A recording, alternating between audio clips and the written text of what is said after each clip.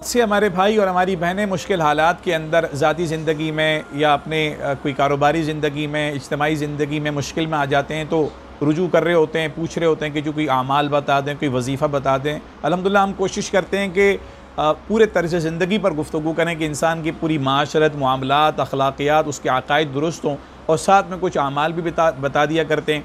कुछ बुज़ुर्गों के, बड़ों के ऐसे आमाल हैं। हमारे हज़रत वालिद साहब हफ़िज़हुल्लाह ने हमें एक अमल बताया, अल्हम्दुलिल्लाह जब भी हमने अपने भाइयों बहनों को ये बताया तो अल्लाह के फ़ज़ल से अल्हम्दुलिल्लाह उन्हें बहुत अपने मामलात में आसानी हुई है। इसका तरीक़ा ये है कि सुबह यानी early in the morning, first thing in the morning, जब आप दिन का आगाज़ करने लगें, मर्द हज़रात अपने दफ्तर, कारोबार, दुकान पर जाने से पहले, हमारी बहनें अपने घरों का में काम का आगाज़ करने से पहले एक दो काम कर लिया करें इंशाअल्लाह।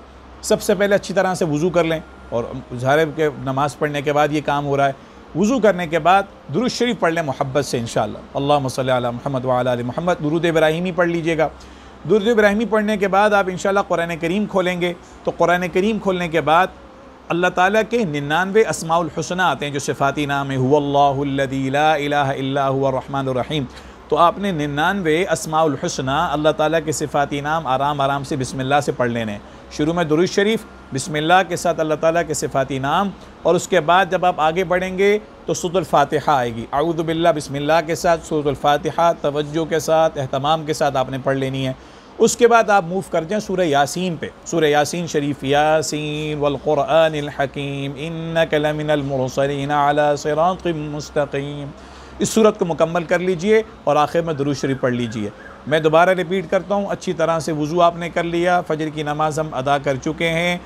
दुरूद शरीफ पढ़ने के बाद अस्माउल हुस्ना अल्लाह ताला के 99 सिफ़ाती नाम आराम आराम से, सूरतुल फ़ातिहा, अऊज़ु बिल्लाह बिस्मिल्लाह के साथ, फिर बिस्मिल्लाह के साथ सूरह यासीन की तिलावत, और आखिर में दुरूद शरीफ। और अब आप बैठ जाएँ, अल्लाह ताला से दुआ कर रहे हैं, अल्लाह ताला से दुआ करने बैठ जाएँ। सबसे पहले अल्लाह सुब्हानहू व तआला की हम्द व सना बयान कीजिए, अल्लाह की तारीफ़ बयान कीजिए, दुरूद शरीफ पढ़ लीजिए, इस्तग़फ़ार कर लीजिए, माँ बाप के लिए दुआ कर लीजिए, पूरी उम्मत मुस्लिमा आलम इस्लाम के लिए दुआ कर लीजिए, आप अलैहिस्सलातु वस्सलाम की उम्मत के लिए दुआ करने के साथ अब आप अपना मसला लेज़र फोकस हो के ना वो मसला सामने रख दें।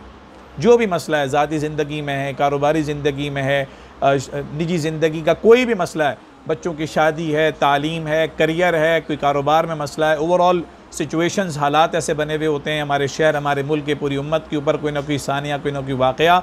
रखें ना अपना मामला अल्लाह के सुपुर्द, फिर देखिए इंशाअल्लाह अल्लाह ताला कितनी आफ़ियत का मामला फ़रमाते हैं। हाँ, कोशिश ये कीजिएगा रोज़ाना आप ये काम कर लें। रोज़ाना कितनी देर लगेगी? देखें, वज़ू आपने किया, अच्छी तरह से वज़ू कर लेंगे, 3-4 मिनट लग जाएंगे। उसके बाद अस्माउल हुस्ना आप पढ़ेंगे, सूरतुल फ़ातिहा आप पढ़ेंगे, सूरह यासीन की तिलावत, तो कम व बेश ये 10-12 मिनट लगेंगे इंशाअल्लाह।